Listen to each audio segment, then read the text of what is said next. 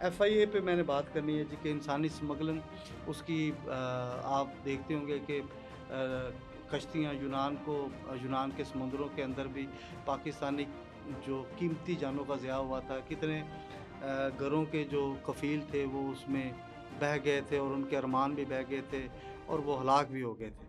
और इसमें अब पता चला है कि इंसानी स्मगलिंग में मुलव्वस FIA के लोग ही हैं और तकरीबन 31 के करीब FIA के अफसरान को नौकरी से बर्खास्त कर दिया गया है।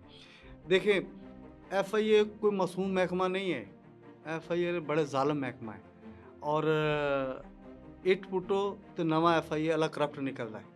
जिसे पंजाबी च मैं तुहानूं दस रिहा ना कि FIA दे विच कोई हर एक नगीना जेह्ड़ा ना बस वो करप्शन दी ओहदी नवीं दास्तान ही है। अगर हुकाम बाला ने इन 31 अफसरान को मुलव्वस पाने के बाद इन्हें नौकरियों से निकाल दिया तो ये तो कम सज़ा है, उन्हें जेलों की सज़ा होनी चाहिए। क्योंकि इंसानी स्मगलिंग में जो है मुलव्वस ये लोग कीमती जानों से खेलते हैं और लोगों के अरमानों का खून करते हैं। ये कातिल लोग हैं, इन्हें सख्त से सख्त सज़ा देनी चाहिए ताकि किसी का प्यारा जो है ना आइंदा अपने अरमान यूरोप में जाने की ख्वाहिश रखते हुए, अमेरिका में जाने की ख्वाहिश रखते हुए, तुर्की में जाने की ख्वाहिश रखते हुए, उसके अरमान इस तरह जो है ना वो खून में ना बह जाएँ या उसे अपनी जान का नज़राना ना पेश करना पड़े।